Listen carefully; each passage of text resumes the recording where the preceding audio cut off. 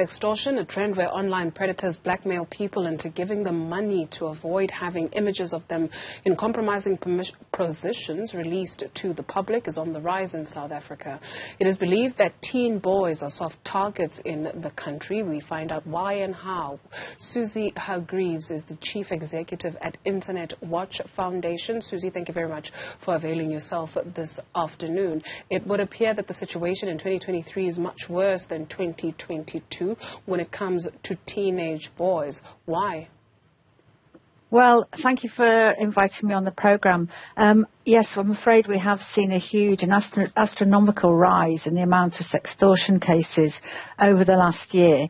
And I guess, that people have found out about this, and what actually happens, just to give you a sense of that, is we're particularly concerned about boys aged 14 to 17.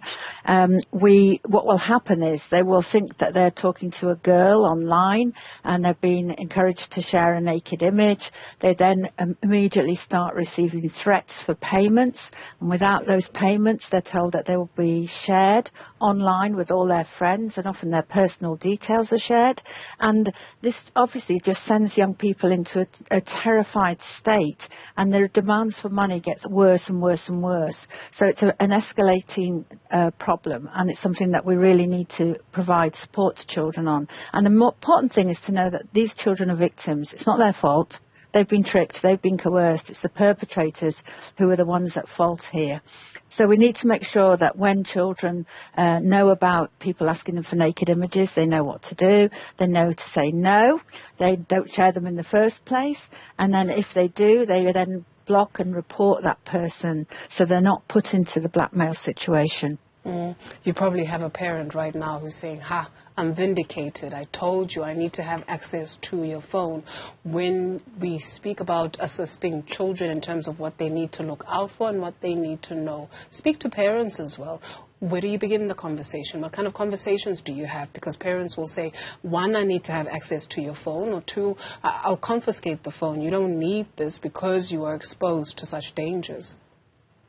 Well, I think that's a very good point, that parents might say that, but I would counter that by saying, obviously people who are 14 to 17 are older. They can understand the potential dangers. You can have conversations with them. I think the important thing is to develop an environment of trust, so where you're having those conversations. So we would say, talk to your children, learn what platforms they're on, learn about setting safety settings, and know what to do about it if they have a problem, and encourage your children to tell you if they have a problem, and don't blame them for it.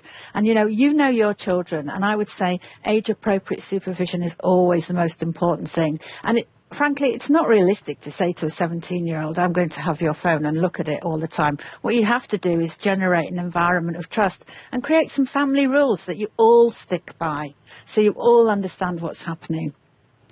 Speaking of understanding what's happening, what do young people need to look out for, more so boys in those age groups of between 14 and 17? So if you get a request, also which platforms, right? This is social media platforms, and which ones? So is it your Instagrams, your Facebooks, is it WhatsApp even? What do you look out for? If you get an invite from Susie, what must you see that is maybe uncomfortable, or what will give you a clue that something is wrong here? Well, it could be on any platform. That's the first thing. And what we do know is that perpetrators will jump from platform to platform and often take children with them. So they'll just scour the internet to find children. And of course, a 14-year-old boy is very vulnerable. They get a friend request, or what they think is a young woman sending them pictures who's very attractive. They're flattered. But just, we need them to sort of think twice before they enter into a relationship where they're sharing images. It isn't actually normal if you're 14 to share naked images of yourself.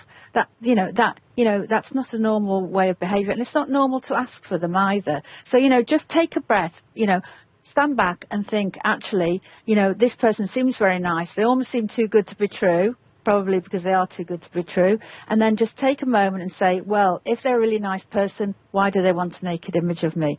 And if you do share one, this is the important thing. We understand that you were tricked, that you were coerced, you did it because you thought you were sharing it with a young person. You then need to report it, and you can report it anywhere in the world to NECMEC on takeitdown.netmec, which is ncmec.org, or we also have some resources on our website, iwf.org.uk, about sextortion, about what to do if you have shared an image. But the thing you need to do is know that these people are bad, and they really don't need to pay them for it, because there is help out there, and we're not going to blame you for it. And it's absolutely critical that parents don't blame them for it either. Susie, I think I heard you say that boys are more vulnerable in particular to these scams. Have you managed to speak to some of these boys that fell victim to this? What do we put it down to? So if you're a parent, so you can help, right? So what were they able to share with you that perhaps they weren't able to share with others? Well, I think, the fact is there's a lot more platforms for children to be on, so they will jump from platform to platform, so that they kind of have a bigger online presence to begin with. So, they will be on all the different platforms. They will be chatting. They will want to seek to be popular. But again, the vulnerability comes down to if you get a request that is for a naked image, is for, somebody saying, I think you're really attractive, send me a naked image. It's just don't do it. That's the best thing to do in the first place. But if you do it, just make sure you talk to your parents. If you can't talk to a parent, talk to a carer or an adult. One thing we found through all our research is one meaningful conversation between a trusted adult and a child can make all the difference. So don't shy away from having those conversations with children. You have them about crossing the road. You have them about other forms of safety. You need to have these conversations with your children. And for the children, if your parents are the sort of parents who you just can't talk to, maybe there's a teacher or another trusted adult or a relative that you could reach out to. But whatever happens, if you have shared an image and then you get a blackmail request, because that's what it is, you need to, don't pay, reach out for help. We've got guides. Other platforms have got guides. Reach out for help. The Internet Watch Foundation, what has it found more so when it comes to the perpetrators of these crimes? That's what essentially it is. What have you found in terms of traceability? Who are these people? How old are they? Where are they? Is it so impossible to find them and for something to be done to protect children? Well, our job is to take the content down from the internet, which is why we removed over 250,000 web pages last year, which was millions of images of child sexual abuse. And increasingly, we've seen the issue of sexting, or children sharing nudes and then moving on to sextortion. We work very closely with the police and other partners, and the police's job in the UK and other countries is to go after the bad guys. So we share what we know, but the reality is these perpetrators could be based anywhere in the world. They could be, they could even, they could be from, young, old, anything. These are people who are not interested in children and the child sexual abuse. They're interested in money. And they're just villains. And so we need to work very closely with law enforcement. We tell law enforcement what we know. But when it comes to protecting the children, we will work with the internet industry to block these images, to try and remove the images so the children don't feel that they're being re-victimized, that their images are in circulation.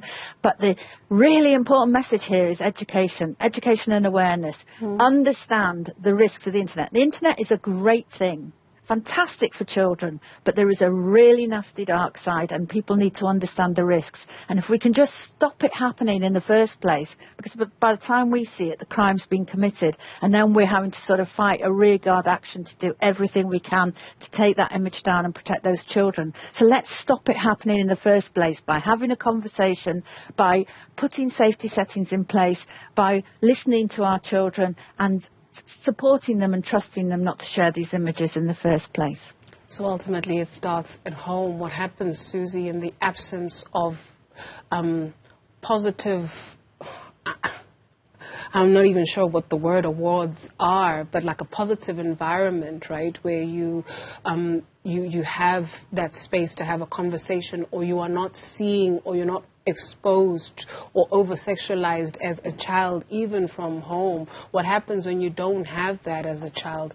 More so when you think about the vulnerability and the word vulnerability of these boys from 14 to 17. What happens in the absence of seeing that at home? Well, again, it's a great point that, you'll have a situation in some homes where children feel they have great conversations with their parents, everything's really open, and then you'll have children who don't have that support, which is why we say, it's not just about the education and awareness, it's also about law enforcement action and legislation, and it's also about technical tools. So, the internet companies need to do everything they can to block and remove this content and stop it being distributed in the first place. Law enforcement needs to come down hard on the perpetrators to show there is a zero tolerance. And, it isn't a victimless crime. These children's lives are ruined. And then the other side of that is the education and awareness side. And that's why we don't just say parents, we say carers, we say teachers, we say trusted adults, we say children themselves. Children peer-to-peer can actually educate and help each other. And there's a lot of resources out there now to help children. And we're talking about quite old children here, 14 to 17, so they're nearly adults. So, take a breath, step back, reach out for help. As I say, there's help on our website, iwf.org.uk, and there are lots of other resources that we can point them to. And you can report, and if you've shared a nude image of yourself, you can report it, and then we will work with international partners to try and get that taken down, so you don't have that fear of thinking that image is being circulated all the time. Thank you very much, Susie Hargreaves, Chief Executive of Internet Watch Foundation, for your contribution this afternoon.